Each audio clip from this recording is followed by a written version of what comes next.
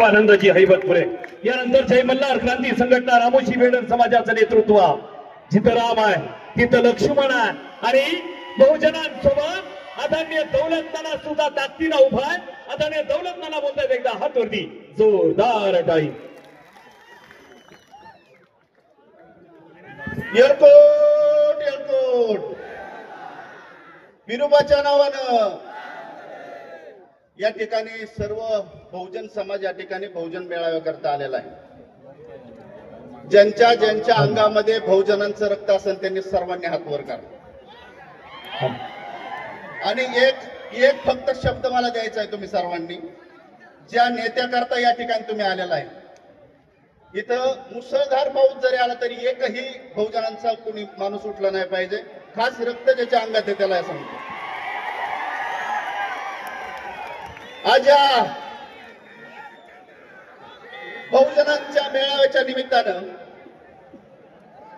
OBC समाजाचा देव, बहुजन समाजाचा देव आदरणीय गोपीचंद पडळकर साहेब यांनी हा दरवर्षीप्रमाणे ह्या मेळावा आयोजित केलेला आहे। ह्या मेळाव्याकरता आपण सर्वजण लाखोच्या संख्येने या ठिकाणी उपस्थित आहे। मित्रांनो, वर्षातून एकदा हा मेळावा येतोय आणि आपण आपल्या गोपीशेठ करता या ठिकाणी लाखोच्या संख्येने उपस्थित राहतात। खऱ्या अर्थानं या ठिकाणी मी सांगन, बहुजनांना सांगन की गोपीचंद पडळकर साहेब धनगर समाजामध्ये जरी जन्माला आले असले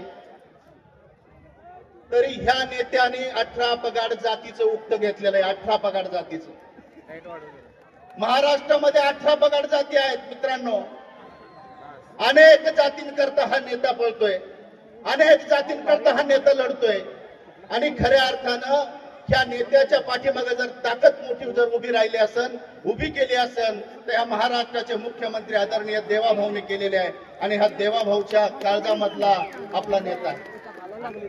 पण ह्या नेत्यावरती अनेक लोकांचं षडयंत्र चालू आहे।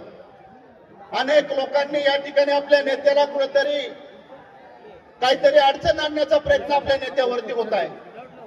त्यामुळे ह्या माध्यमातून आपल्याला एवढंच मी आपल्याला सांगन की आमच्या नेत्यामध्ये एवढी ताकद आहे की हा नेतृत्व एका जातीचं नाही 18 पगाड जातीचं करतो। परवा सांगली या ठिकाणी अनेक खासदार अनेक आमदार त्या ठिकाणी होते आणि त्यांनी कुणी गोपीशेठला उचलून नेऊ, कुणी टंगड्या मोडू, कुणी काय काय करू। अरे दादांनो, तुम्हाला आम्ही शिकवलेलं आहे मारामाऱ्या करायला, तुम्हाला आम्ही शिकवलेलं हत्यारं चालवायला।